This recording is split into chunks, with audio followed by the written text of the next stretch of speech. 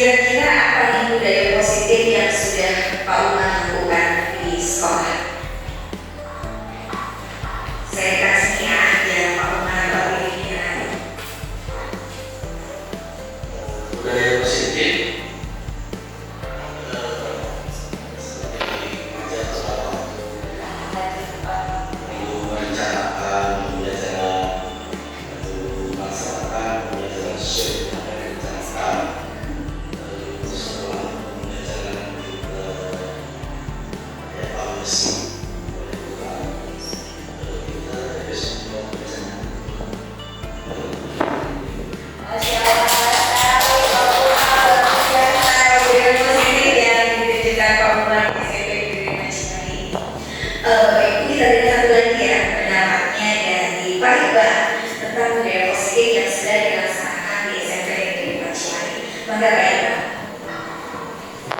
budaya positif yang sudah dilakukan diantaranya sama seperti tadi yang mau ceritakan, mungkin saya tambahkan untuk pakaian, kalau pakaian nanti kalau masuk kelas melihat kondisi siswa apakah pakaiannya rapi atau belum.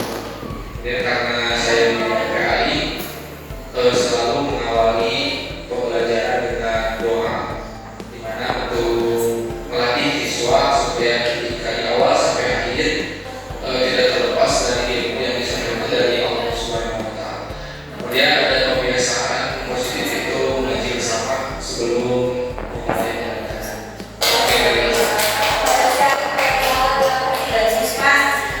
budaya positif yang sudah dilaksanakan oleh Pak Umar dan Pak Indra di SMP Negeri Cimahi.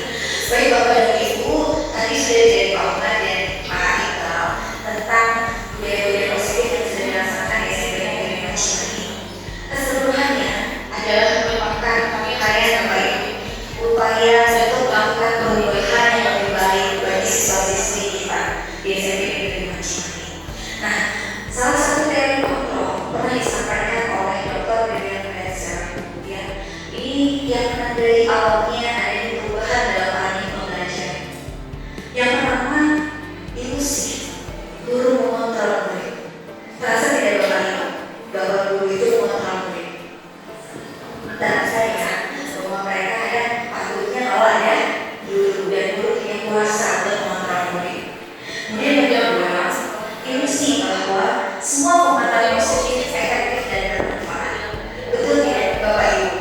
Setuju ya, sepakat ya bahwa semua pemahaman positif yang dilakukan baik melalui kebiasaan kemudian dan akhirnya menjadi budaya dari SMP Negeri Cimahi ini akan bisa menunjang untuk penguatan sikap-sikap yang positif dalam diri siswa di masa yang akan datang. Kemudian yang ketiga, ilusi bahwa kritik dan membuat orang akan merasa bersalah. Ya, ternyata dapat mengangkat karakter. Siapa sih di sini yang kalau dikritik pasti sedih ya? Gitu. Tapi itu adalah salah satu indikator bahwa proses hidup seseorang berjalan. Gitu. Dan itu suatu saat akan bisa menguatkan pribadi dirinya tersebut. Kemudian yang terakhir, menurut teori kontrol dari William Fraser adalah ilusi bahwa orang dewasa itu memiliki hak untuk memaksa. Betul tidak Bapak Ibu? Betul ya? Ada yang sering memaksakan kehendak kepada anak-anak kita juga. Nah, kemudian bagaimana sih yang semula ketika anak itu melakukan perubahan itu bukan karena dirinya sendiri, ya, tetapi ada kala baru muncul perubahan itu ketika kita berikan stimulus, kita berikan stimulus baru adanya perubahan. Nah, kita berharap gitu ya bahwa kesadaran yang muncul di dalam diri anak itu adalah betul-betul kesadaran dari dalam dirinya sendiri, bukan karena orang lain, bukan atasnya. Apalagi betul apalagi sesuatu yang dipaksakan gitu.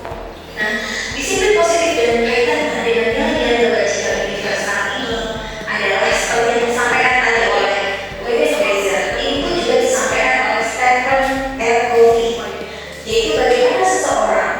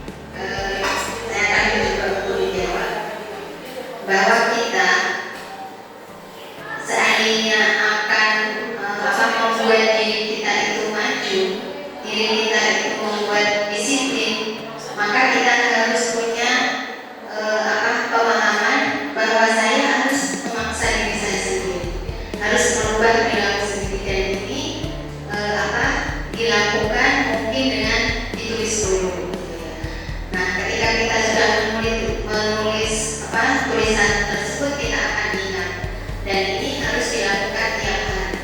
Oke, itu. Masya Allah. Jadi perubahan itu memang harus dilakukan dari dalam diri kita sendiri. Kalau untuk mengubah dunia, jika kita tidak mampu, saya jadi teringat dengan puisinya Taufik Ismail. Jika aku menjadi, masih ingat ada teks kita, dia tulisan apa? Puisi Taufik Ismail. Iya, akhirnya ketika kita tidak mampu mengubah dunia, minimal kita mengubah dari keadaan dengan kita. Jika kita tidak mampu mengubah yang terdekat dengan kita, maka kita ubah dari diri kita dulu.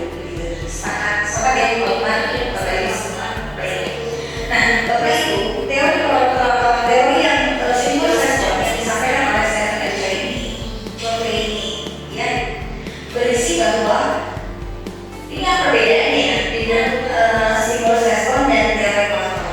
Mengapa kita berangkat dari sini? Karena nanti kita akan menghadapi sebuah persoalan yang ada di realitas di SMP Negeri Mancini. Menurut simbol respon, bahwa realitas atau kebutuhan itu adalah sama. Semua sama itu kebutuhannya.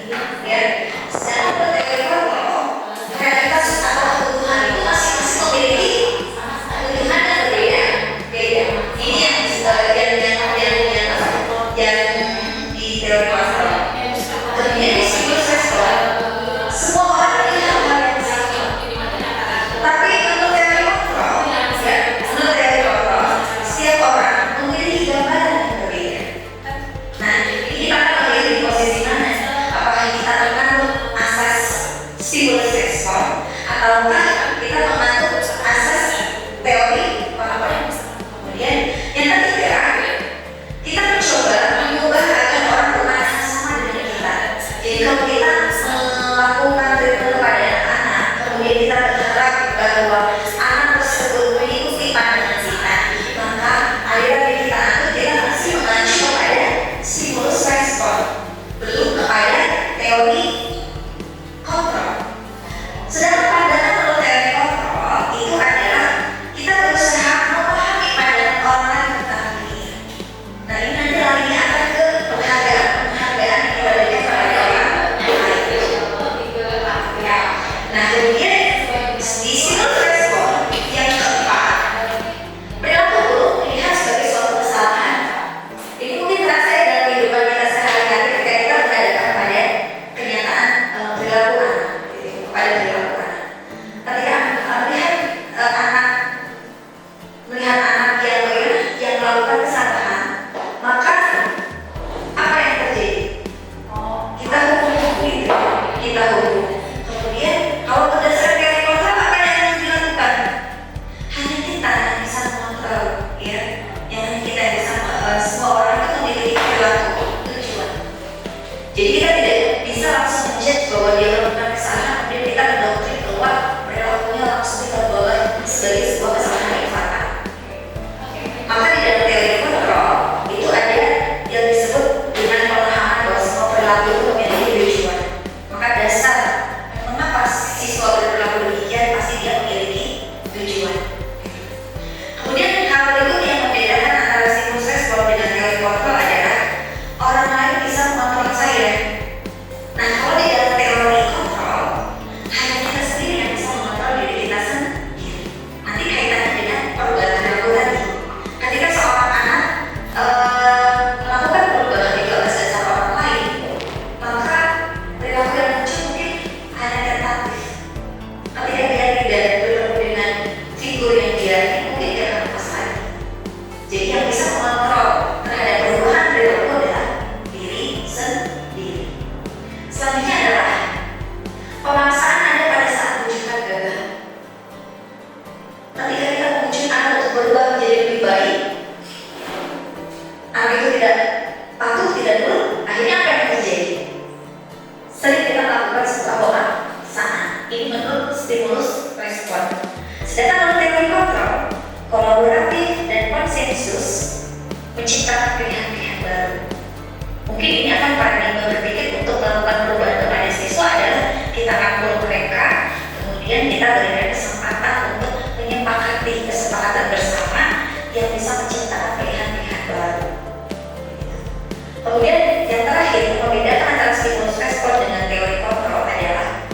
model berpikir menang atau kalah. Sekali yang kompetitif ini tanpa sengaja kita gunakan di dalam pembelajaran misalnya. Nah, menurut dari Bapak bagaimana mengusung ini gitu ya, agar kompetisinya jadi kompetisi yang sehat gitu. Ya, model berpikir tenang, jadi tidak ada sesuatu yang salah gitu. Kamu tidak ini, kamu jadi posisi yang sama. Tidak, dua-duanya adalah win-win. Dua-duanya adalah berposisi sebagai menang dan gitu. Bapak, kita pahami disiplin tadi karena kita pengen mengusung nih di SMP Negeri Macemani ini yang diterapkan adalah Bapak Ibu kira-kira mau menganut asas apa? Stimulus respon atau teori kontrol? Teori kontrol kayaknya lebih kemanusiaan ya, apalagi dalam bahasa belajar zaman sekarang itu adalah bagaimana kita memperlakukan peserta didik kita, murid kita adalah sebagai manusia yang memanusiakan manusia gitu istilahnya, menghamba pada murid gitu. Nah, maka disiplin yang akan kita usung ya, disiplin positif dan nilai-nilai kebajikan universal ini adalah disiplin ini kita maknai sebagai seseorang yang memiliki disiplin diri.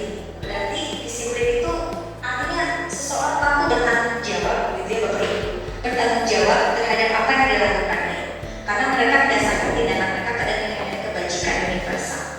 Ini nilai-nilai kebajikan universal ada banyak sekali. Nah, ini yang kita coba untuk terapkan di dalam diri anak-anak didik kita.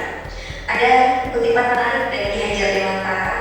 Mari Bapak Ibu kita coba amati dan cermati bersama. Pertanggungjawaban atau verantwoordelijkheid di bahasa Belanda ya. Itulah selalu menjadi sisihannya hak atau kewajiban dari seseorang yang pegang kekuasaan atau pimpinan dalam umumnya. Adapun artinya tidak lain ialah orang tadi harus mempertanggungjawabkan dirinya serta tertibnya laku diri dan segala hak dan kewajibannya. Berarti kaitannya dengan disiplin tadi yang diusung, gitu, Bapak Ibu. Nah, apa makna nilai-nilai kebajikan ini gitu ya untuk putra putri kita? Setiap nilai-nilai kebajikan yang tertanam dalam diri individu akan memunculkan sifat-sifat manusia yang merupakan tujuan mulia yang ingin dicapai setiap individu. Ada Pak Umar Pak Iqbal sebagai guru PAI tentu menginginkan putra putrinya memiliki tujuan yang paling apa? Pak, akhir, yaitu di apa? Di kehidupan yang akhirat nanti, ya, di surga nanti. Sehingga nilai-nilai kebajikan yang universal yang diterapkan itu bisa bermanfaat untuk dirinya di masa mendatang. Juga yang lebih hebat dari itu yaitu untuk kehidupan di akhirat. Jadi artinya sukses itu sukses tidak hanya di dunia, tapi sukses juga di akhirat. Baik Bapak Ibu, seperti yang tadi disampaikan oleh teorinya William Glasser, bahwa setiap perbuatan itu memiliki suatu tujuan. Ini juga disampaikan oleh Diana Rosen. Diana Rosen ini mengungkapkan bahwa dengan mengaitkan nilai-nilai kebajikan yang diyakini seseorang, maka motivasi intrinsiknya itu akan terbangun sehingga menggerakkan motivasi dari dalam diri pribadi itu untuk dapat mencapai tujuan mulia yang diinginkan. Bayangkan Bapak Ibu, kalau putra putri kita di SMP Negeri Macemani ini bisa tumbuh terus nilai-nilai kebajikan universalnya, maka motivasi dalam dirinya akan terus tergerak dan dia sampai dia bisa mencapai tujuan mulia yang diinginkan. Sepakat ya Bapak Ibu sampai di sini? Sepakat ya. Baik. Selanjutnya, lalu apa sih yang mendasari seseorang itu untuk melakukan sebuah perubahan, terutama menanamkan nilai-nilai kebajikan universal tadi ya dalam diri individu itu? Ada 3 motivasi perilaku manusia Bapak Ibu. Kita bisa juga amati motivasi ini dari anak-anak didik kita. Motivasi yang pertama yaitu untuk menghindari ketidaknyamanan atau hubungan. Ini yang paling banyak yang kita temukan di dalam diri putra putri kita. Iya, kamu pakai dasi kenapa? Karena takut dihukum. Kamu kenapa pakai sepatu hitam? Alasannya adalah karena menghindari hubungan tadi. Nah, apakah ini menjadi motivasi untuk kita lakukan perubahan Bapak Ibu? Kemudian yang kedua, untuk mendapatkan imbalan atau penghargaan dari orang lain. Bayangkan,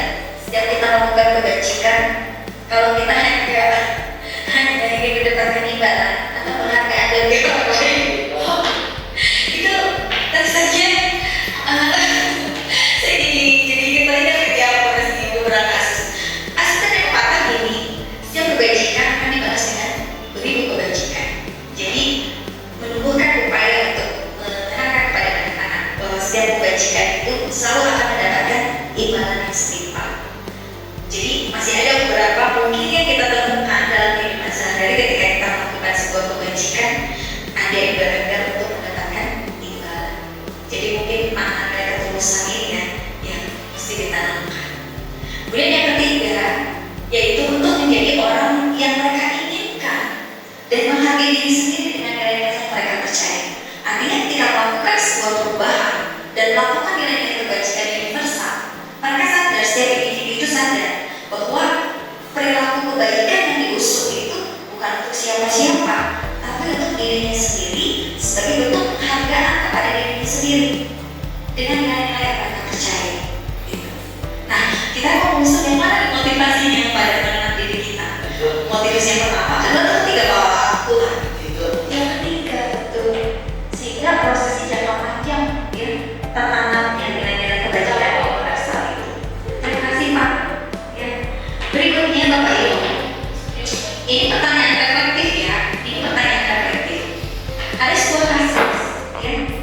Iva ini kurang menguasai pelajaran matematika, sehingga pada saat pelajaran tersebut berlangsung ia lebih banyak berdiam diri atau menggambar di buku pelajarannya.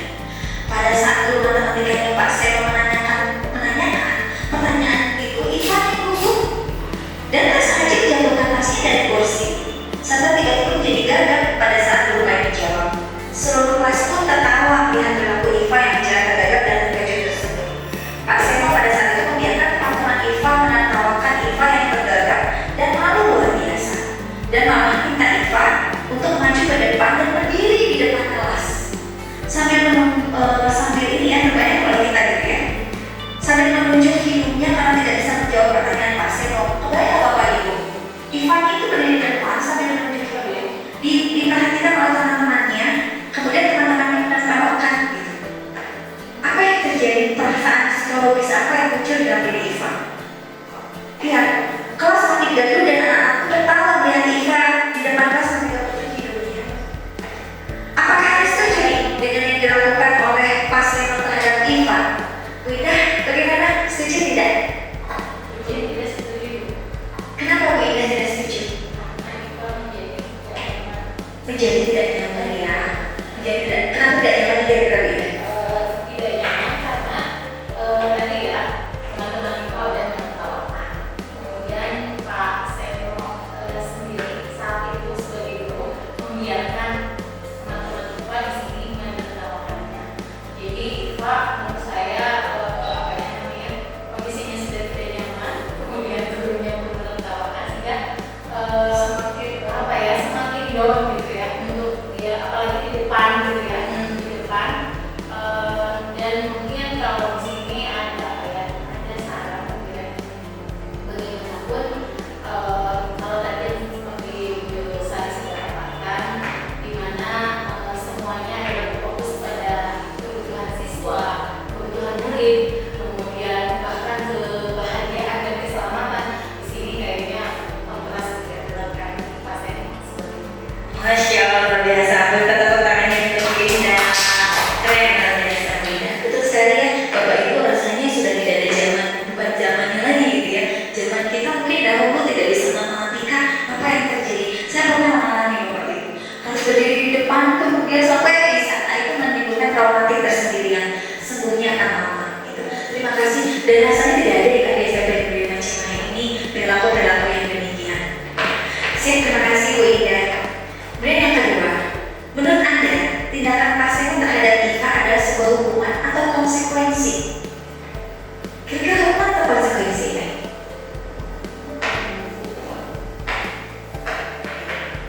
Mau coba ya? Boleh. Baik, silakan Bu Mariati, hukuman atau konsekuensi? Menurut saya itu Hukuman ya? Mengapa Bu itu sebuah hukuman? karena pertama anak sudah merasa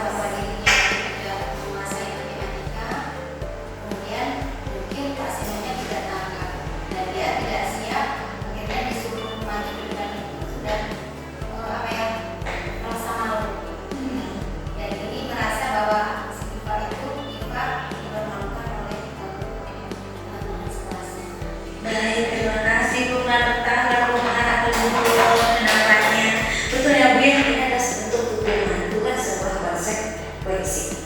Lalu apa itu hukuman? Ya, seperti tadi kita maka doa akan dilakukan. Pak, saya mau tadi ada sebuah hukuman. Hukuman itu bersifat terencana atau tiba-tiba. Bisa terencana, Pak Umar. Ketika Pak Umar menghukum seorang yang tidak membawa Al-Quran, itu juga sebuah bentuk hukuman, gitu ya. Anak-anak murid tidak tahu apa yang akan terjadi dan tidak dilibatkan. Hukuman bersifat satu arah dari pihak guru yang memberikan, dan murid hanya menerima suatu hukuman tanpa melalui suatu kesepakatan atau pengarahan dari pihak guru. Beda lagi kan, kalau misalnya Pak Umar sebelumnya sudah menyampaikan misalnya, ya, menyampaikan ada kesepakatan, maka itu bukan sebuah hukuman, tapi hukuman itu artinya bersifat satu arah. Hukuman bisa berbentuk fisik, bisa juga psikis. Murid atau anak disakiti oleh suatu perbuatan atau kata-kata. Jadi berdasarkan saat ini. Selain itu ada hukuman, ada juga konsekuensi. Apa itu konsekuensi? Nah, kalau konsekuensi itu sebaliknya dari hukuman. Kalau hukuman tadi bersifat satu arah, konsekuensi ini bersifat dua arah karena adanya kesepakatan dengan murid, ya, dengan murid. Sehingga ketika murid melanggar, ada konsekuensi yang harus dijalankan oleh murid tersebut. Nah, konsekuensi biasanya diberikan berdasarkan suatu data yang kemudian dapat diukur. Misalnya 3 kali tugasnya tidak diselesaikan pada batas waktu yang diberikan, atau murid melakukan kegiatan di luar kegiatan pembelajaran, misalnya ngobrol, kehilangan waktu bermain, atau harus menyelesaikan tugas karena ketinggalan peraturan dan konsekuensi yang dibuat oleh murid. Itu Bapak Ibu, perbedaan antara hukuman dan konsekuensi. Selanjutnya itu adalah restitusi. Nah, ketika anak melakukan pelanggaran, kita punya pilihan untuk melakukan tindakan, melakukan hukuman, atau melakukan konsekuensi. Nah, ada salah satu cara untuk bisa membuat kondisi, memulihkan kondisi, terutama kondisi murid ketika dalam menghadapi sebuah hukuman. Apa itu yang disebut dengan restitusi? Mungkin Bapak dan Ibu pernah ya mendengar restitusi ini disampaikan, atau bahkan mungkin pernah melakukan kegiatan restitusi ini. Restitusi ini adalah menciptakan kondisi bagi murid untuk memperbaiki kesalahan mereka, sehingga mereka bisa kembali pada kelompok mereka dengan karakter yang lebih kuat. Menurut dosen ini ya, tahun 2004, restitusi juga merupakan proses kolaboratif yang mengajarkan murid untuk mencari solusi untuk masalah mereka dan membantu murid berpikir tentang orang seperti apa yang mereka inginkan dan bagaimana mereka harus memperlakukan orang. Artinya restitusi ini adalah kondisi di mana kita memulihkan pribadi-pribadi murid-murid kita yang telah melakukan sebuah kesalahan. Nah, ada 5 dasar kebutuhan dasar manusia. Yang pertama yaitu kebutuhan untuk bertahan hidup atau survival. Yang kedua adalah kebutuhan akan rasa kasih sayang dan diterima. Rasanya ini menjadi kebutuhan primer ya, setiap individu pasti butuh untuk bertahan hidup, survival ini, atau kebutuhan rasa sayang, rasa ingin diterima. Kemudian yang ketiga, adanya kebutuhan kesenangan atau fun.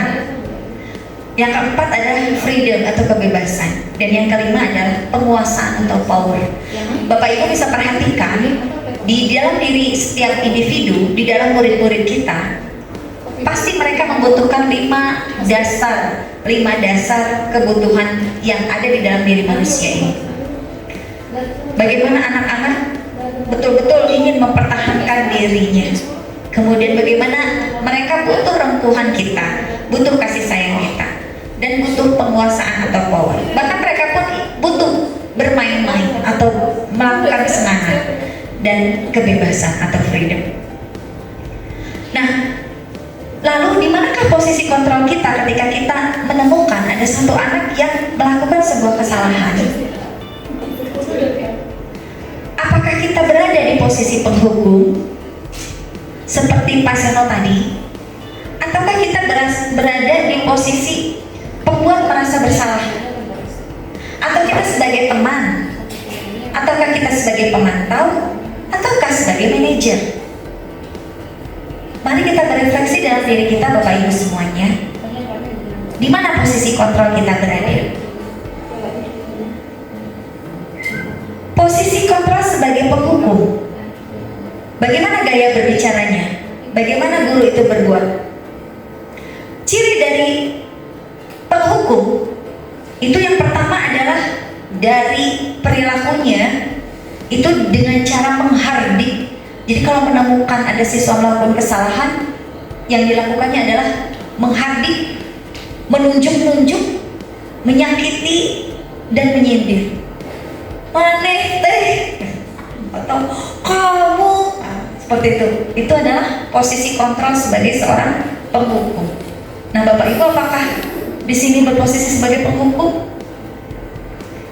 Kemudian apa yang dikatakan guru yang berposisi sebagai penghukum ini? Kalau kamu tidak melakukan apa yang diperintahkan, maka kamu akan bla bla bla. Mari berintrospeksi Bapak Ibu, apakah kita pernah melakukan atau mengatakan hal seperti ini? Apa hasilnya kalau kita berada di posisi kontrol penghukum? Hasilnya adalah murid-murid akan menjadi seorang yang pemberontak, akan muncul sifat menyalahkan orang lain. Nah, ini posisi kontrol sebagai seorang penghukum, efek jangka panjangnya Bapak Ibu.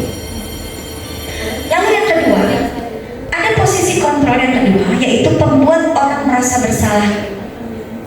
Bagaimana cirinya orang pembuat merasa bersalah itu? Guru berbuatnya bagaimana? Apa yang dilakukannya? Berceramah, ya, menunjukkan kekecewaan mendalam. Ibu kecewa dengan apa yang kalian lakukan. Ibu prihatin dengan kejadian ini. Berusaha untuk memberikan ceramah-ceramah, kemudian memberikan kekecewaan mendalam, meluapkan kekecewaan mendalam kepada diri murid.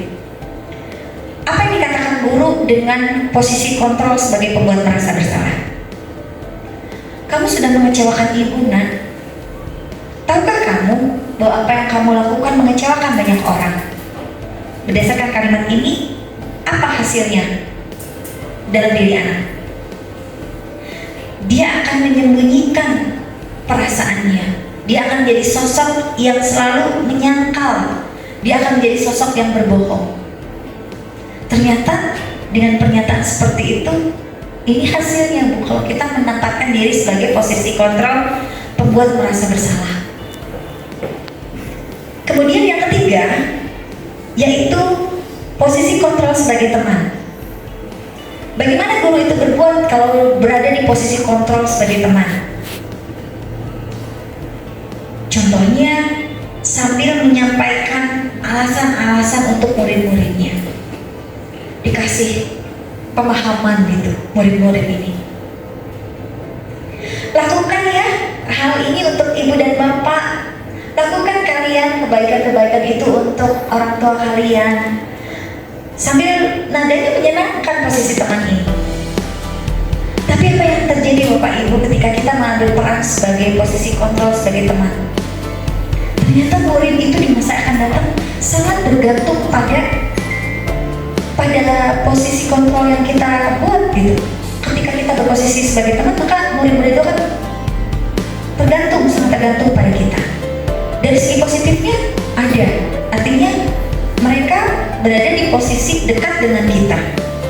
Tapi ketika kita tidak ada di dekat mereka, nah ini yang kita tidak tahu apa yang terjadi nanti, karena saking terlalu tergantung.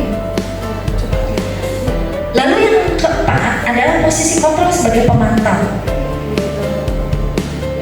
Bagaimana guru itu berbuat di posisi pemantau? Dia hanya menghitung dan mengukur dari jauh. Oh, si itu sepertinya perilakunya masih dalam taraf wajar, menghitung dan mengukur dari kejauhan. Apa yang dikatakannya? Tahukah kamu apa peraturannya? Apa konsekuensinya, anak-anak? Apa yang telah kamu lakukan? Apa yang terjadi sekarang? Nah, ini posisi sebagai pemantau. Apa yang terjadi? Menyelesaikan bisa diawasi. Artinya ketika menghadapi masalah masih bisa diawasi anak-anak itu.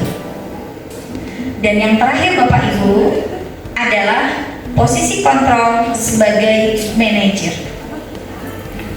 Bagaimana posisi kontrol sebagai manajer ini? Yang pertama, apa yang dilakukan guru? Guru akan mengajukan pertanyaan-pertanyaan terlebih dahulu. Mengapa perilaku itu terjadi? Mengapa kesalahan itu terjadi? Lalu apa yang dikatakan guru yang berposisi sebagai manajer? Apa yang kita yakini anak-anak? Apa kamu meyakini keyakinan kelas yang kita sepakati? Kalau kamu meyakininya, maukah kamu untuk memperbaikinya? Kalau kamu mau memperbaikinya, jadi sosok siapa nanti suatu saat nanti kalian? Gitu. Jadi ada pertanyaan-pertanyaan yang mengaitkannya dengan keyakinan yang sudah disepakati. Apa hasilnya Bapak Ibu kalau kita berposisi sebagai posisi kontrol sebagai manajer? Yang muncul pada diri siswa itu adalah karakter yang kuat. Adanya penguatan watak, penguatan perilaku dari nilai-nilai kebajikan universal yang kita coba tanamkan. Nah, berdasarkan posisi kontrol tersebut, kira-kira posisi Bapak Ibu sebagai posisi kontrol yang mana? Apakah sebagai penghukum? Apakah sebagai pembuat rasa bersalah? Apakah sebagai teman? Sebagai pemantau? Atau sebagai manajer? Ya, idealnya sebagai siapa? Teman, pemantau atau manajer. Iya, yang mana yang paling ini? Kayaknya kalau sekarang sih lebih ke teman dulu deh ya Bu ya. Maksudnya supaya itu kan tadi yang Bu Sari bilang di kemudian hari sebenarnya tidak memandirikan sebenarnya.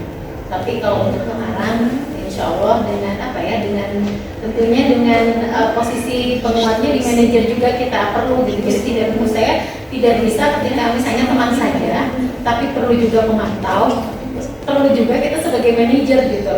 Oke, diadaptasi gitu ya. Baik, terima kasih Bu Indah atur pendapatnya. Betul sekali. Posisi idealnya sih sebetulnya sebagai posisi manajer ya Bu ya, supaya semakin kuat karakter yang kita tanamkan kepada anak didik kita. Nah, pertanyaan berikutnya Bapak Ibu, mengapa sih bukan hukuman gitu? Mengapa harus ada keyakinan kelas? Mengapa tidak peraturan kelas saja? Mengapa ya kira-kira? Keyakinan kelas lebih pada menekankan keyakinan seseorang itu untuk lebih memiliki motivasi dalam diri, intrinsik dalam diri pribadi individu tersebut. Dia akan lebih bersemangat untuk menjalankan keyakinannya daripada hanya sekedar mengikuti serangkaian peraturan tertulis. Sering kita lihat ya Bapak Ibu bahwa anak-anak malah mematuhi peraturan itu karena takut, bukan berdasarkan pada keyakinan terhadap nilai-nilai kebajikan universal yang harus diusung. Nah, nilai-nilai kebajikan ini memiliki tujuan utama yang harus bisa membuat daya tarik buat siswa, sehingga siswa tidak merasa terbebani atau malah terpaksa untuk menjalankannya, karena mereka menganggap bahwa peraturan ini hanya sekedar peraturan-peraturan yang mengatur mereka tanpa memahami tujuan mulianya.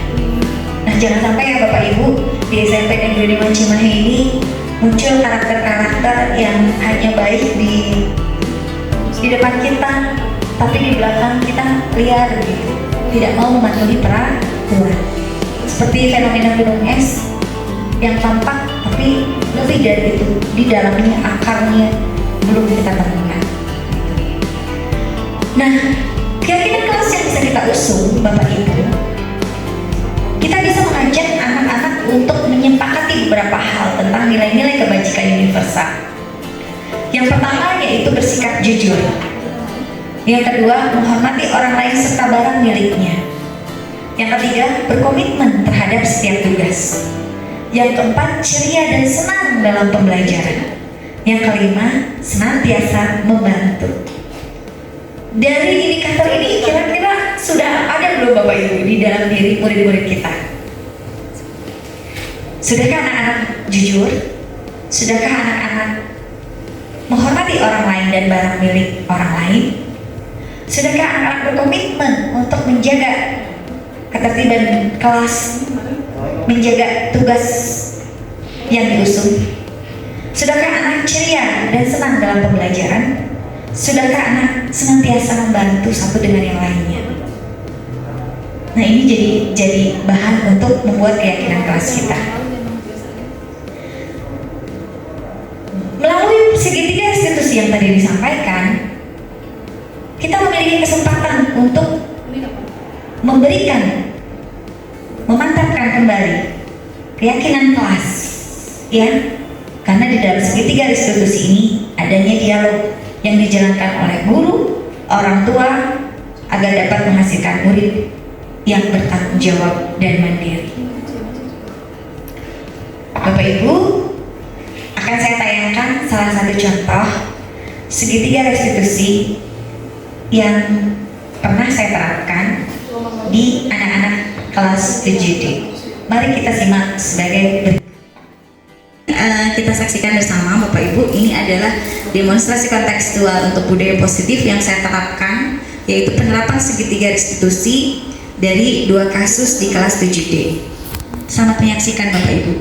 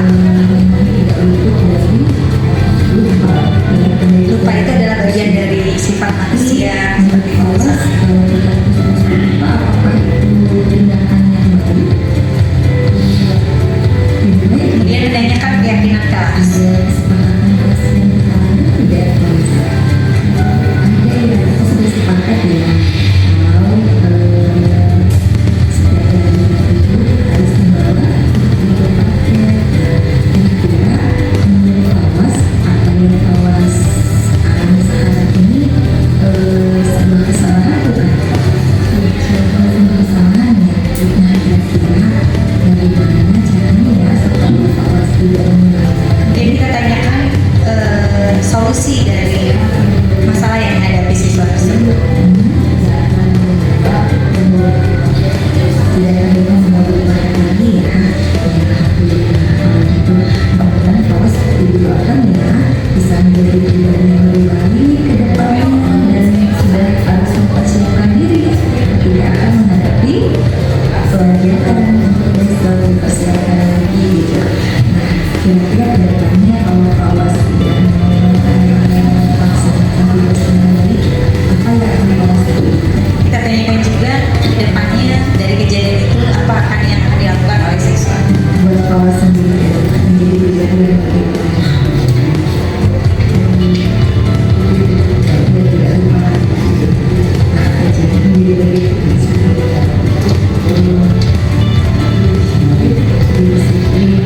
lebih disiplin terus menjadi pribadi yang baik, insya Allah. Sip.